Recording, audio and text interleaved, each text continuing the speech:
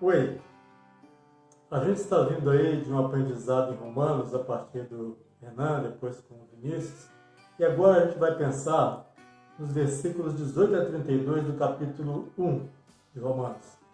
É bom a gente lembrar ou ter conosco que esse trecho, a base deles, o fundamento deles, são os versículos 16 e 17, sobre os quais estão assentados. O que dizem esses versículos? Porque não me envergonho do Evangelho de Cristo, pois é o poder de Deus para a salvação de todo aquele que crê, primeiro do judeu e também do grego. Porque nele se descobre a justiça de Deus, que é de fé em fé. Como está escrito, mas o justo viverá da fé. É importante a gente ter isso em mente, porque Paulo vai descrever toda uma visão que ele tem de uma sociedade evoluída, na verdade, em termos humanos, mas decadente segundo o entendimento espiritual que Deus lhe deu. E ele vai demonstrar isso falando inicialmente da ira de Deus. E a gente não pode pensar na ira de Deus como algo que é uma ação impulsiva de alguém com sangue injetado nos olhos, com vontade de destruir, de fazer o mal. Não é assim, não nasce de um impulso nervoso, afinal. Deus deixa bem claro nos seus ensinamentos da sua palavra que ele lida com uma qualidade, um atributo que se chama longanimidade. Deus espera, no seu amor, que o homem se converta dos seus maus caminhos e passe a querer conviver com ele, a obedecê-lo, a amá-lo, a andar com ele. Portanto, que a ira de Deus é uma ação justa no seu amor. O amor dele, a sua justiça, são os seus atributos imutáveis. Deus é amor. E na medida do tempo que ele estabeleceu, quando ele realiza algum julgamento, ele está apenas sendo justo. A ação de um Deus justo se manifesta em amor. Então, quando Deus está irado, para usar uma palavra humana, um vocabulário humano, contra o que ele está irado? Aqui em Romanos. O versículo 18 vai nos dizer, porque lá fala, porque do céu se manifesta a ira de Deus, sobre toda a impiedade e injustiça dos homens, que detêm a verdade em injustiça. A ação do homem é injusta, porque ele esconde a verdade de Deus. Deus é verdade. E nisso ele pratica a impiedade, porque ao construir uma sociedade injusta, dela só vai resultar injustiça e ela se torna impiedosa. Porque é assim que se estrutura aquela sociedade que Paulo vê. E ele diz que muito claramente que há uma que se chama revelação geral. Há uma clareza de Deus que se revela a qualquer homem que não depende desse homem, desse ser humano, dessa mulher, aceitar ou não aceitar a Cristo. Antes até, nessa não aceitação, está muito claro que Deus mostra para o homem da sua existência. Quando a gente olha para alguns animais, os cãezinhos, os gatos, né?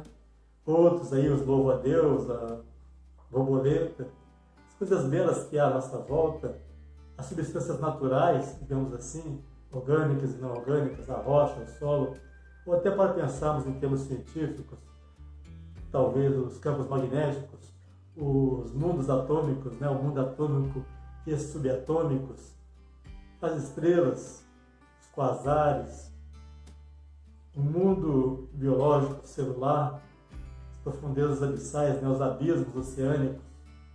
Se a gente parar um pouco para pensar nisso, só nos resta uma dessas duas alternativas. Ou tudo isso aconteceu do nada, ou é fruto de uma manifestação e uma manifestação de uma inteligência infinita e bela, e cheia de amor, manifesta a sua criatividade na sua criação. Essa verdade é que Paulo critica e condena na ação humana, mostrando por que a ira de Deus se manifesta. E ela se manifesta contra essa injustiça que oculta essas verdades. Essa é a verdade. Então Paulo vai ali destrinchar, né? Ele vai desvelar vários pecados que são subproduto de um pecado, a sua desobediência a Deus, o fato da gente não buscar amá-lo ou agradá-lo, a partir da idolatria humana. Se fosse hoje, ou sendo hoje, a gente pode pensar essa idolatria em termos de uma fixação pelo sucesso, a qualquer custo, em termos do amor ao dinheiro, em termos de busca de fama, em termos de quaisquer coisas que ocupem um lugar de adoração em nosso coração, em nossa mente, em nossa vida, em nosso espírito. Paulo, ao fazer isso, menciona a capacidade discursiva dos seres humanos, a sabedoria, a intelectualidade deles que os torna loucos, que os afastam de Deus. A sociedade grega e romana, greco-romana, é uma sociedade evoluída para seus dias. Só que ela apresenta esse tecido, né, essas teias, essa trama que envolve o homem na construção daquela sociedade gentílica, isso é, não israelita, uma sociedade não israelita, de gentios nesse sentido, e por mais avançada que seja culturalmente e intelectualmente, uma sociedade afastada de Deus. Há um paradoxo aí. Aonde estaríamos nós hoje como espécie se viéssemos seguindo aquele caminho sem a luz de Cristo, sem o Senhor Jesus ter passado aqui em forma humana, sendo homem-deus, e deixado o seu Espírito Santo para continuar a exercer esse chamamento para o bem, para o sobrenatural de Deus. Mas essa sociedade que Paulo fala, segundo a sua visão que ele tem, o seu entendimento espiritual, é Deus usando ele, a bondade de Deus se manifestando nele, pois não se encontra uma sociedade que é injusta, uma sociedade construída sobre o exercício do poder humano, sobre o exercício do poder humano e sob o exercício do poder humano, criado pelo homem e ao mesmo tempo contra o homem.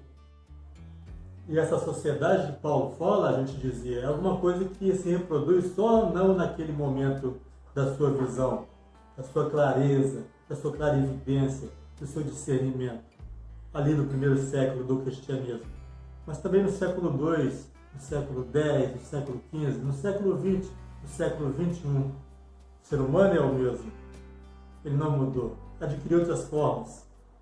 Avançou. Evoluiu, como já era evoluída aquela sociedade em relação ao seu próprio tempo. No entanto, as marcas, os subprodutos do pecado, da desobediência nos acompanham a todos. Sim, porque esse trecho de Romanos, nesses pecados que vamos citar, nesses subprodutos do pecado, da desobediência, estão presentes em todos nós. Então, não há somente aquela menção que fizemos, a idolatria do homem por si próprio, que no fundo é isso mesmo, pela sua intelectualidade, pela sua capacidade discursiva, capacidade de articular, de falar, de agir, no sentido de marcar a sua predominância e estabelecer como é que deve funcionar o mundo, mas também em formas mais tradicionais dessa mesma idolatria, quando se fala de figuras criadas, quando se fala de representações que para Deus corrompem a sua glória e que se manifestam na representação de figuras humanas, de aves, de quadrúpedes, de répteis que buscam representar o sobrenatural que é de Deus, o sobrenatural do bem do Senhor Jesus. Portanto, Deus faz o que quando Ele manifesta a sua ira? Concede ao homem que persiga esse caminho das suas paixões, esse caminho dos seus impulsos, das suas vontades. Deus simplesmente permite a ele agir nessa direção, se é o que ele quer, não escapando de uma consequência dessa mecânica espiritual, dessa ação espiritual que Deus estabeleceu. Vejamos o versículo 29. estando cheios de toda iniquidade, fornicação, malícia, avareza, maldade, cheios de inveja, homicídio, contenda, engano, malignidade, sendo murmuradores, detratores, aborrecedores de Deus, injuriadores, soberbos, presunçosos, inventores de males, desobedientes aos pais e às mães, nécios, infiéis nos contratos, sem afeição natural, irreconciliáveis, sem misericórdia, os quais, conhecendo o juízo de Deus, que são dignos de morte que tais coisas praticam, não somente as fazem, mas também consentem aos que as fazem. Já no versículo 1 do capítulo seguinte, o capítulo 2, Deus vai nos dizer: portanto, és inexcusável quando julgas, ó homem, quem quer que sejas, porque te condenas a ti mesmo naquilo em que julgas a outro. Pois tu que julgas, fazes o mesmo. Então, a nossa atitude deve ser muito de humildade, não de condenação, não condenatória do outro. Pois todos esses pecados, esses subprodutos do pecado, da desobediência, da rejeição a Deus, marcas da nossa impiedade, marcas da nossa injustiça que escondemos a verdade, marcas de quem corrompe a glória de Deus, ou melhor, corrompe a imagem dessa glória, a representação que se faz dela. Isso tudo isso que Paulo mencionou está em todos nós.